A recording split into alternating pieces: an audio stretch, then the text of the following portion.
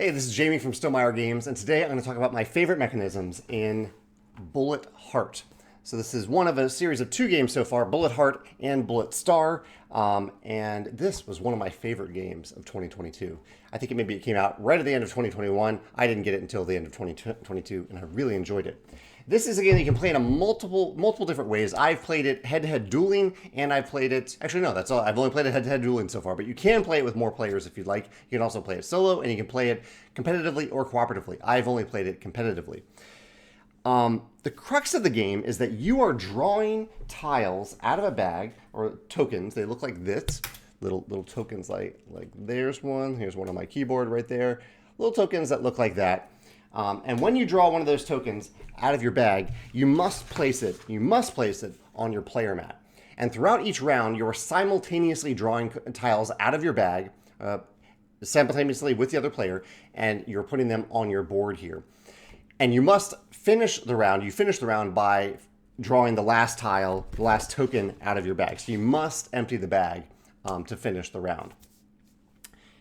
The reason you're doing this, or really, you're trying to avoid these tokens, but you have to place them. If I draw like a red token, and say it's a red 2, I have to place it 2 spaces down on this mat. And if there's already a token there, I have to skip over it and go to the next space. The reason you're doing this is because if you place a token that ends up all the way at the bottom, it shifts over and you lose a life. Each character, here's one of the very asymmetric characters, has a limited number of lives. And you're trying to stay alive in this game. You're trying to outlast your opponent by doing this. And so throughout your turns, there aren't really turns, it's simultaneously play, but you're drawing a token out of a bag and placing it on here, hoping not to draw one that will make you lose a life. However, there's a really nice tension here because you don't always have to just draw a token out of the bag. Sometimes you have these patterns that you can complete and abilities that you can activate to prevent the possibility of losing a health. And this is where the key decision point happens in the game. At this moment, am I going to draw a token out of the bag and potentially risk losing a life, or am I going to use actions based on the limited number of tokens that I have on the board right now anyway?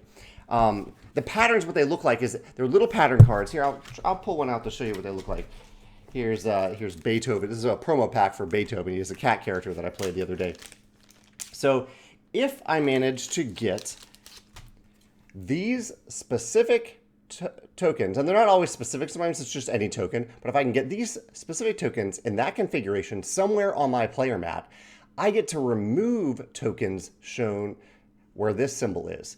So ideally, I'd get all of these tokens here. I need to get the colored ones. And ideally, I'd also have these 4 other tokens because when I clear them from my mat, I not only clear them from my mat and get them out of the way of potentially losing a life, but I also pass them over to my opponent, who then in the following round has to add them to their bag.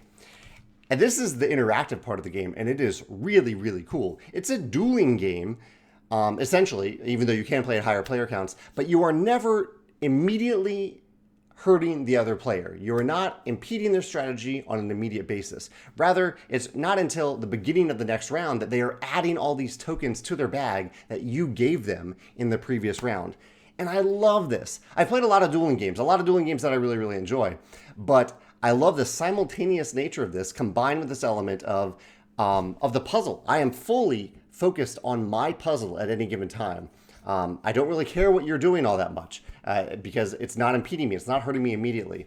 But at the same time, there is a huge amount of interaction in the game by giving your opponent all those tokens that they must then draw out of their bag at the next round. So it feels really good. I am indirectly, or it's directly, it's just delayed, hurting my opponent and increasing the chances that they'll lose the rest of their lives.